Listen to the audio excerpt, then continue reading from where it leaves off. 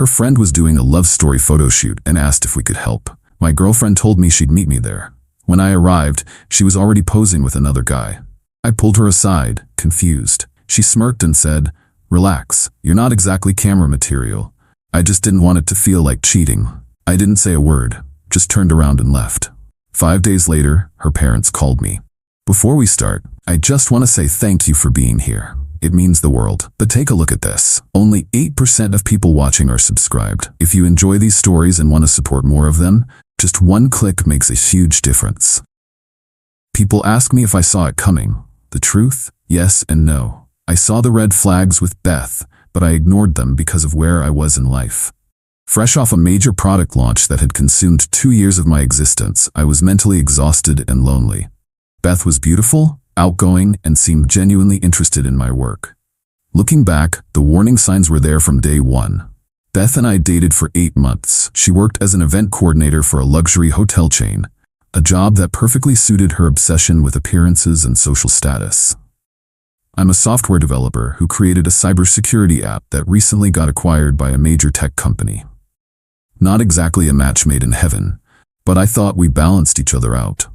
She brought spontaneity to my structured life. I provided stability to her chaos. At least, that's what I told myself. Throughout our relationship, Beth made subtle comments about my appearance. Nothing overtly cruel, just little jabs about how I should dress the guys in her social circle, or how I could clean up nicely if I tried harder. I brushed it off. When you grow up as the awkward computer kid who found refuge in code rather than popularity, you develop a certain immunity to those remarks. Besides, I had more important things to focus on. The final stages of my company's acquisition were in progress, which meant endless meetings, legal reviews, and technical handoffs. Beth complained about my limited availability but seemed to understand it was temporary.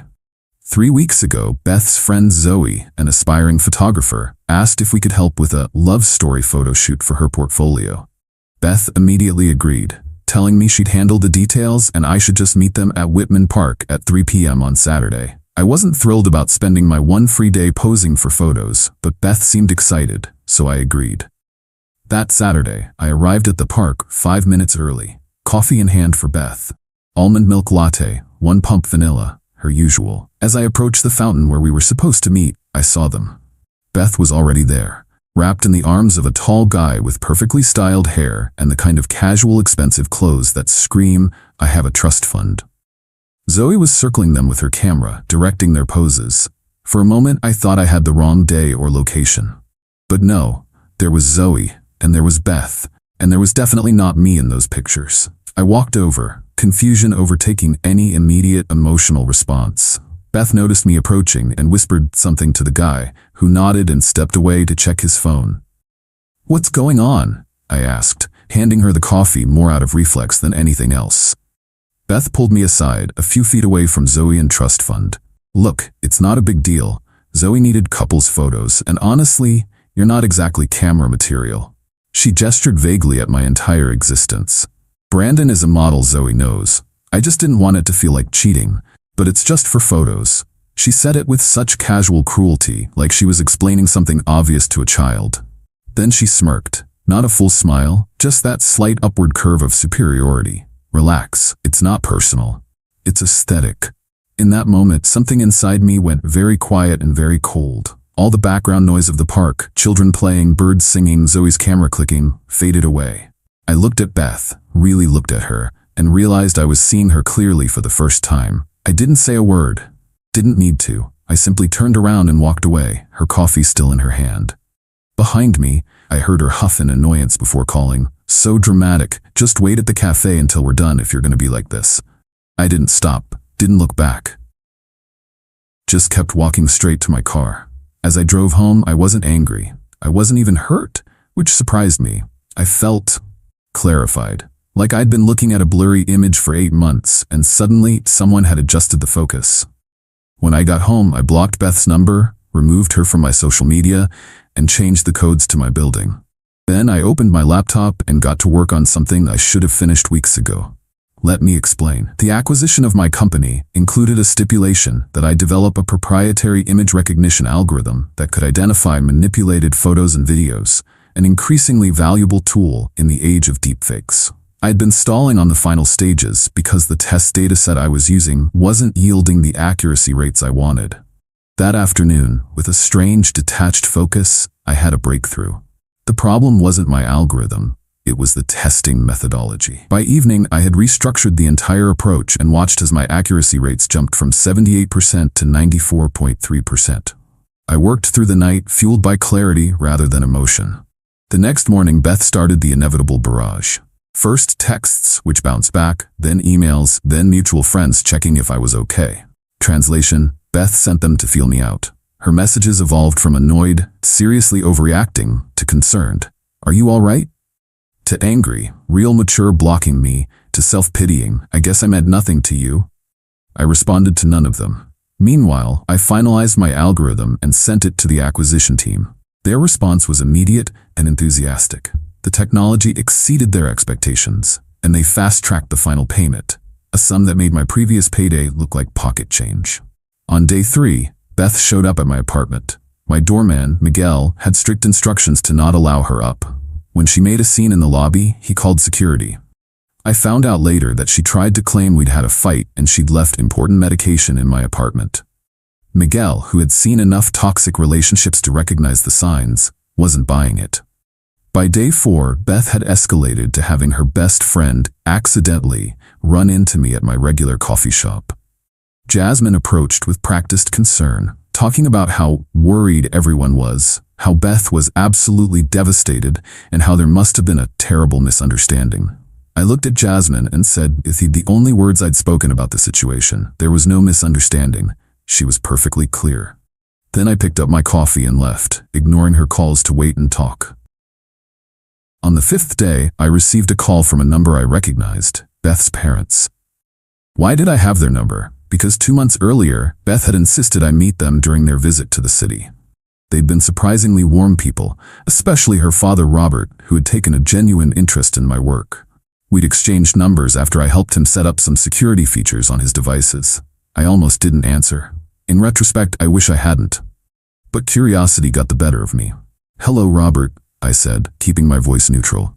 "Ben," he replied, his tone serious. "I think we need to talk about Beth. With all due respect, there's nothing to discuss." "I think there is," he insisted. "She told us what happened, and Did she tell you she replaced me with a model for her friend's photo shoot because I'm not camera material?" I interrupted. "Did she mention that part?" Silence. "Then that's not the version we heard." "I'm not surprised. She said you saw her helping a friend with photos and stormed off without explanation. She's been trying to reach you for days to clear things up." I laughed, surprising myself. "That's creative. Tell me, Robert, does that sound like rational behavior from someone who just closed a multi-million-dollar tech deal? Storming off over nothing?" Another pause. "Multi-million?" That's when I realized Beth had never told her parents about my company or the acquisition. In her narrative, I was probably just some moderately successful programmer who was lucky to date her. "Look, Robert, I respect you and Ellen, but your daughter made it very clear what she thinks of me. I've moved on. I suggest everyone else does too." "Ben, wait." But I had already hung up. 20 minutes later, my phone pinged with an email from Zoe, Beth's photographer friend. The subject line read, "You should see these." Against my better judgment, I opened it. The email contained a link to a private gallery and a brief message. "Beth doesn't know I'm sending these. I'm so sorry." The link led to dozens of photos from the park shoot, photos of Beth and Brandon posing romantically, but there was something strange about them, something off in their body language. In several shots, Beth was looking past the camera, her expression changing from posed affection to genuine surprise and then annoyance. The timestamp showed these were taken right as I arrived. The final few photos in the gallery weren't posed at all. They showed Beth pulling me aside, her face captured in perfect clarity as she delivered her not camera material speech. The last image showed my expressionless face as I turned to walk away, Beth still smirking behind me. Zoe had captured everything. I sat there staring at those images, a plan forming. I had just perfected an algorithm that could verify the authenticity of photos, prove they hadn't been manipulated or altered. And here was Zoe, inadvertently providing me with the perfect revenge. I downloaded the photos, then sent Zoe a simple reply, "Thank you for your honesty." The next morning, I submitted my final algorithm demonstration to the acquisition team with a special edition. To showcase the technology's ability to authenticate genuine images, I included Zoe's photo series in the test dataset, with Beth and Brandon's faces visible but names removed. The documentation simply referred to them as Subject F and Subject M in public park setting. The algorithm authenticated the images as 100% genuine, no manipulation, no editing. Just the raw truth of Beth's cruelty, now permanently embedded in a technology demonstration that would be viewed by every major executive at one of the world's largest tech companies. What I hadn't realized was that Beth's luxury hotel chain, Meridian Hotels, had been pursuing a major contract with this same tech company, TechVision, to become their exclusive event venue for corporate retreats and conferences. Beth had been personally handling their account and was in line to become the dedicated coordinator for all TechVision events, a career-making position she'd mentioned wanting but never explained the details of. 2 days later, I received an unexpected visitor at my office, Ellen, Beth's mother. My assistant was hesitant to let her in, but I waved her through. Unlike her husband's call, I was curious about this visit. Ellen looked tired.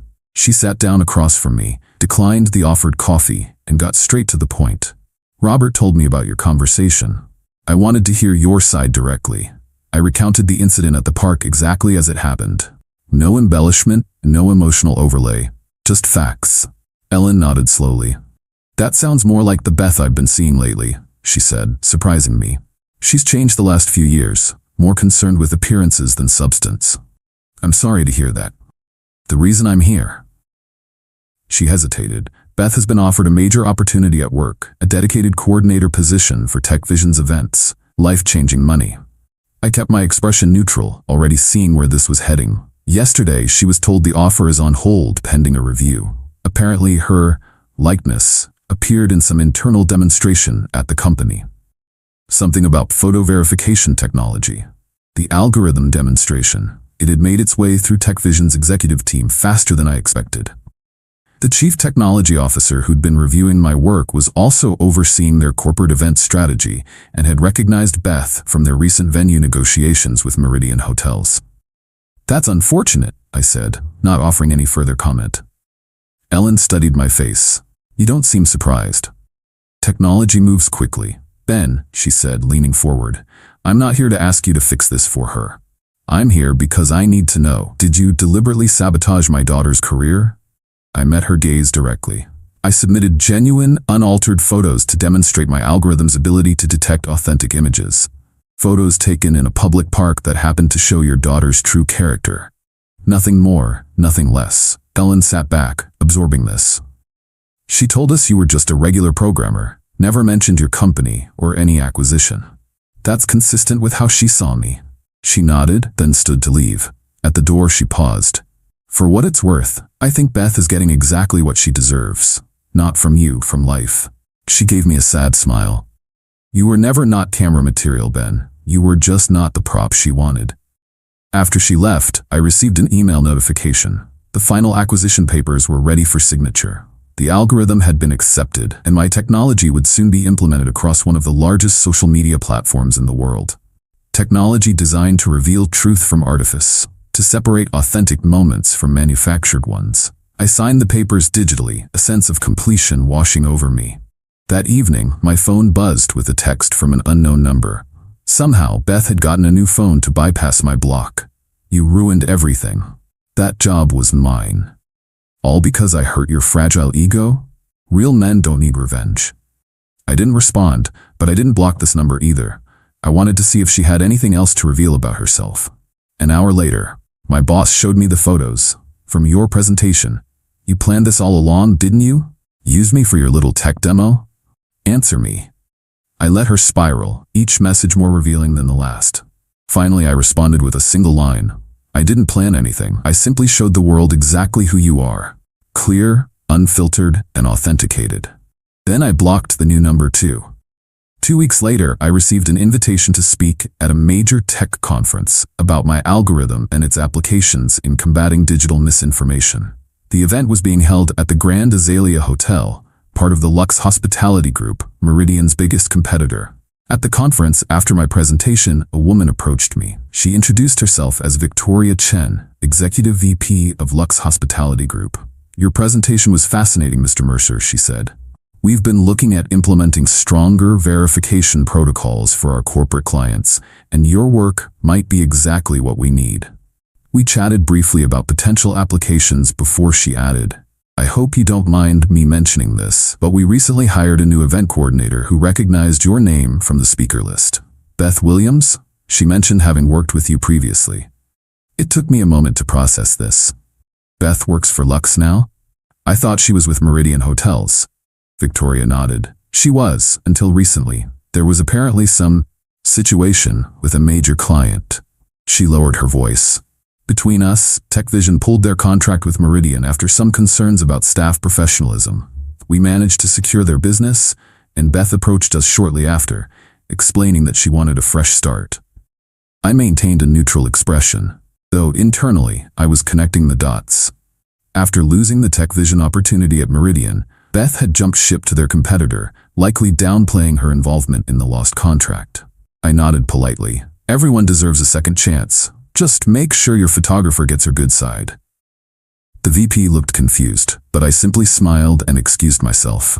Sometimes the most devastating revenge isn't about destroying someone's life. It's about ensuring they face the unfiltered reality of who they truly are, without manipulation, without editing, without the ability to rewrite the narrative.